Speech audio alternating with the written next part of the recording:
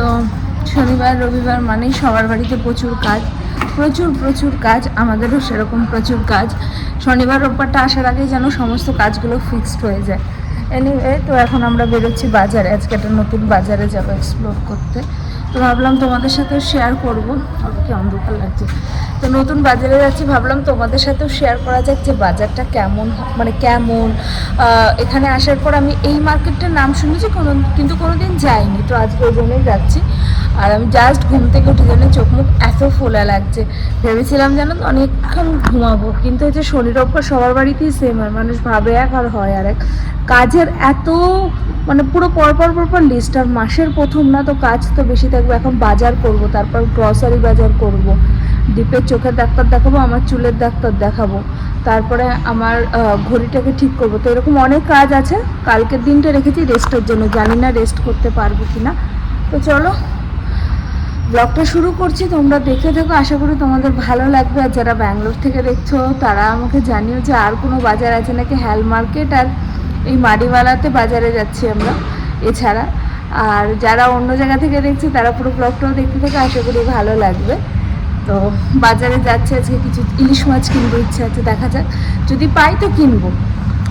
তো দীপের চোখের ডাক্তার দেখানো আছে, তারপরে আমার একটা শপিং করতে যাওয়া আছে, যদি যাই তাহলে সেটা তোমাদের সাথে শেয়ার করবো। এখন আমি আগের থেকে বলছি না, চলো এবার বাজারে যাওয়া যাক। তারপর আমরা পৌঁছে গেলাম মাডিয়াওয়ালার যে বাজারটা ছিল সেখানে গিয়ে দীপন দেখো কত তাড়াতাড়ি যাচ্ছে, কারণ আমাদের এরপরেও আরেকটা বাজারে যাওয়ার কথা ছিল। আসলে আমি তাল না খুব পছন্দ করি, সেই তাল কিনতেই মূলত যাওয়া বাজারে, কিন্তু সেটা আর পেলাম না। সেখান থেকে কিছু সবজি কিনে আমরা চলে গেছিলাম স্টারে। আর এখানে দেখেছো কত মাছ, ইলিশ মাছ, পমফ্রেট মাছ, আরও অনেক রকম মাছ এসেছে। আমরা এখান থেকেই মাছ নিই, আবার এখানে মাংসও রাখা আছে, যে যেটা নিতে পছন্দ করে। আর রবিবার না কতটা ভিড় দেখো, ভীষণ ভিড় হয়েছিল জানো তো। তো এখন বাজে হচ্ছে দুপুর 1টা বাজে, 1টা বাজতে 5 মিনিট বাকি।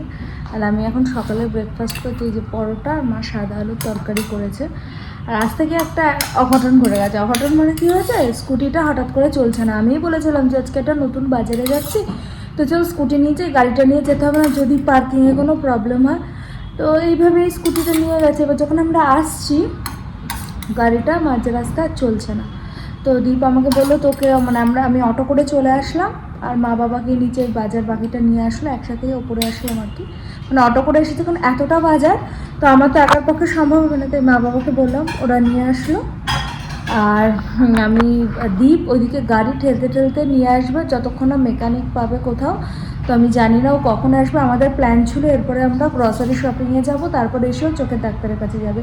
আজকে পুরো ফুল প্যাকড আপ প্ল্যান। তো আমার এই জন্য খারাপ লাগছে যে দীপ ওইভাবে অনেকটা রাস্তা ওকে ঠেলে ঠেলে নিয়ে আসতে হবে, কোনো অপশানস নেই। আর আমি বলেছিলাম যে আমি রয়েছি, কিন্তু আমি থাকলেও কোনো লাভ হতো না। চলো আগে খেয়ে নিই, প্রচণ্ড খিদে পেয়ে গেছে, ও কিছু খায়নি। তো এসে জানি না কখন কী হবে, প্রচুর বাজার হয়েছে আজকে।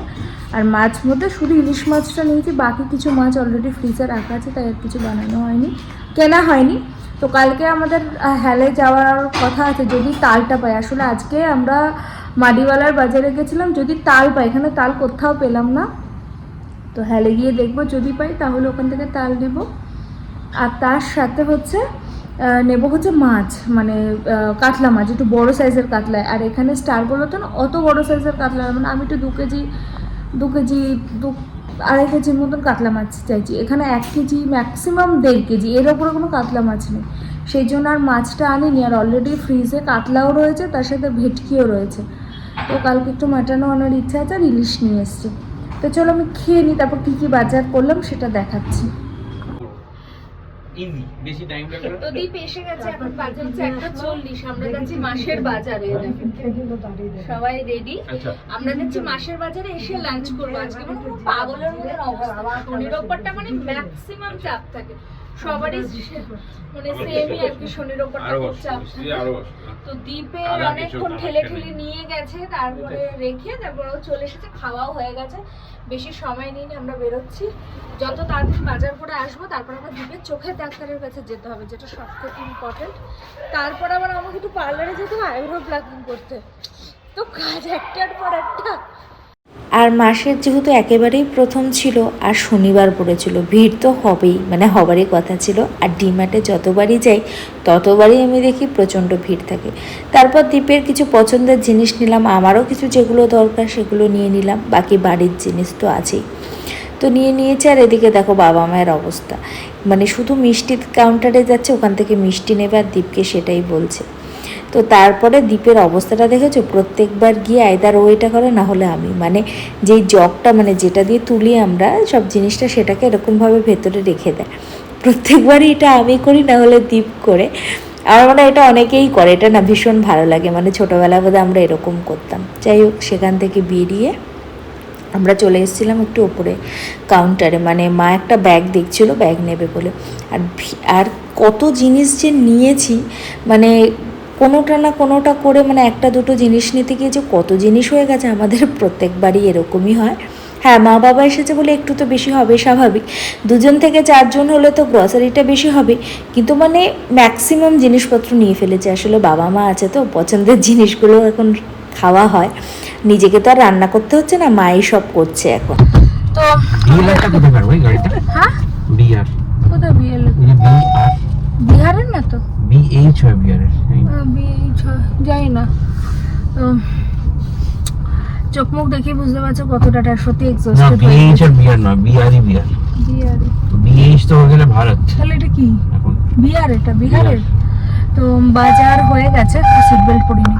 তো আমাদের বাজার টাজার হয়ে গেল মোটামুটি ভাবে, অনেক টাকার বাজার হয়ে গেছে, মানে যা ভেবেছি তার অনেকটাই বেশি হয়ে গেছে। তো প্রত্যেক মাসে এটাই হয়, এটা নতুন কিছু না। তবে খেতে খাওয়া দাওয়া হলে তো লাগবেই, যারা খাওয়া দাওয়া করে না তাদের বাজার খরচাও হয় না, যারা খাওয়া দাওয়া করে তাদের কি বলো, তাই না মা? তো যারা খাওয়া দাওয়া করে তাদেরই বাজার খরচা লাগে, তো তাদের আর কোনো দরকার পড়বে না। তো অনেক কিছুই নেওয়া হলো, আর বেশি বলতে একটু এক্সিট তো করেছে, কারণ ড্রাই ফ্রুটস একটু বেশি নেওয়া হয়ে গেছে এই মাসে। যাই হোক, আচ্ছা দীপের কত অসুবিধা হচ্ছে। তো এখন বাড়ি যাব, এখন 4:15 বাজে, বাড়ি যেয়ে একটু লাঞ্চ করবো। আমরা তো 1টার সময় খেয়েছি, মা বাবারা তো খিদে পেয়ে গেছে। তারপরে লাঞ্চ করে দীপ চলে যাবে চোখের ডাক্তার দেখাতে, আমরা একটু বসবো, কারণ সবজি বাজার ওটাকে ঠিক করতে হবে, এগুলোকে ঠিক করতে হবে। তো শনিবারটা ভীষণ এক্সস্টেড। আমরা চেষ্টা করবো যদি আমরা শুক্রবার বাজারটা করে নিতে পারি, সেটা আমাদের জন্য অনেক বেটার হবে। তো জানি না সেটা হবে কিনা, দেখা যাক, কারণ আমাদের সোম থেকে শুক্র এতটাই অফিসের চাপ থাকে। আমার সবার ঘরেই একই, এটা হচ্ছে ঘর কি কাহিনী হয়ে গেছে, সবার ঘরেই একই অবস্থা। তো শনিবার নাকি কাজের দিন, মানে জাস্ট 2 দিন মনে হচ্ছে কাজ করতে গিয়ে বেরিয়ে যাবে, সোমবার থেকে আবার অফিস। মাঝে মাঝে তো এটা হবেই, কিছু করার নেই। তো চলো আমরা যাই বাড়িতে, তারপর আজকে গিয়ে চিকেন আর রাইস আছে সেটা খাবো। এটা কিন্তু বন্ধ, মানে এইমাত্র মনে করলো। তো চলো আর কথা বাড়াবো না, বাড়ি যাই তারপরে।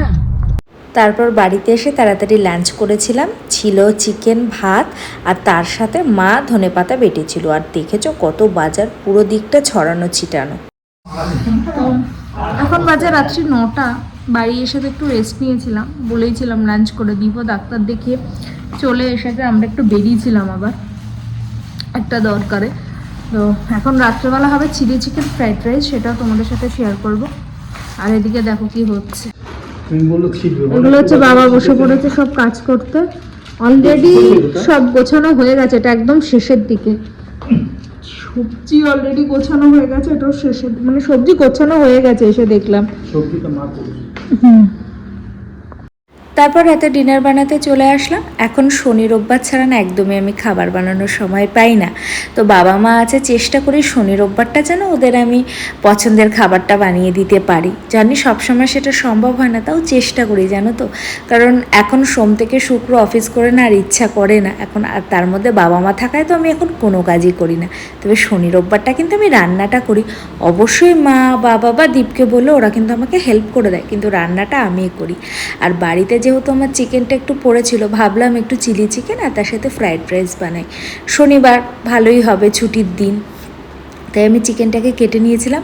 আর নতুন ছুরি জানো তো, এত ভয় ভয়ে কাটছিলাম, এই বুঝি হাত কেটে যাবার, প্রচণ্ড ধার ছিল। তো এইভাবে আমি চিকেনটাকে কেটে নিয়েছি, নিয়ে যেরকম ম্যারিনেট করে সেটাই করেছি, সেটা আর তোমাদের সাথে শেয়ার করলাম না। ভাবলাম রান্নাটা করছি সেটাও শেয়ার করি, আর তার সাথে কিছু গল্পও করি তোমাদের সাথে, বেশ ভালো লাগে জানো তো।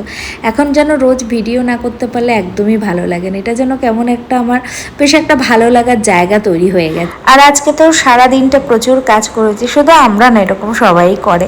কিন্তু কি জানো তো, এই কাজের মধ্যেও ভেবেছিলাম আজকে একটু রেস্ট নেব, কিন্তু বাবা মা আছে তাই ভাবলাম ওদের একটু পছন্দের জিনিসটা বানিয়ে খাওয়াই। কারণ সোম থেকে শুক্র না আমি এখন কিচ্ছু করি না, সব মা বাবা করে। আমি আর দীপ জাস্ট উঠে খাওয়া দাওয়া করে বেরিয়ে যায়, সারাদিনই বাড়িতে থাকে, কোনো কমপ্লেনও করে না। আসলে বাবা মারা বোধহয় এরকমই হয়, কখনো এক্সপেক্টও করে না, আর আমরা সেটাকে টেকেন ফর গ্র্যান্টেড করে নিই। আমার মনে হলো তাই তোমাদের সাথে কথাগুলো শেয়ার করছি আর কি। তাই জন্য ভাবি যতদিন মানে যতটুকু আমাদের পক্ষে সম্ভব সময় দেওয়ার, আমরা কিন্তু সেটা পুরোটা চেষ্টা করি। হ্যাঁ, সব সময় হয়ে ওঠে না, তখন আর দিতে পারি না, কিন্তু যতটুকু আমাদের পক্ষে সম্ভব হয় ততটুকু কিন্তু আমরা সময় দেওয়ার চেষ্টা করি, এবং দুজনেই সময় দিই। এইটুকু বলতে পারি যে দীপ যখন বাড়ি চলে আসে তখন কিন্তু বাবা মায়ের সাথে গল্প করে। আমি তো একটু দেরি করে আসি, কারণ আমার একটু দেরি করে মানে আমার বাড়ি আসতে আসতে একটু লেট হয়ে যায়, কিন্তু ও কিন্তু গল্প করে। বা আমি যখন থাকি তখন তো অবশ্যই কথা বলি। তাই জন্য শনি রোববারটা একটু বাবা মাকে নিয়ে বেরোনোর চেষ্টা করি, কিন্তু এই সপ্তাহে সেটা হলো না। এত কাজ আছে, তাও চেষ্টা করি যেখানেই যাই একটু নিয়ে যাই, তাহলে ওদের একটু ভালো লাগবে। আসলে ওদের তো এখানে কোনো বন্ধু বান্ধব নেই, যেটা হয় আমরাও তো বলো সারাক্ষণ বাড়ি থাকলে বোর হয়ে যায়, তাহলে ওদের কি অবস্থা হবে। তো এটাই আর কি। তো শনিবার দিনটা ওই জন্য ভাবলাম ওদের জন্য একটু স্পেশাল কিছু রান্না করি। আর মা এদিকে রাইসটাও বানিয়ে নিয়েছিল, আর এইদিকে দেখো তোমাদের সাথে কথা বলতে বলতে আমার চিলি চিকেনটাও রেডি হয়ে গেছে। সব মিলিয়ে না একটা খুব ভালো দিন আমরা কাটালাম। আসলে বাবা মা থাকলে বোধহয় প্রত্যেকটা দিনই আমরা ভালোই কাটাই। তো চলো আজকে এতটুকুই, আবারও দেখা হবে নতুন একটা ব্লগে। টাটা।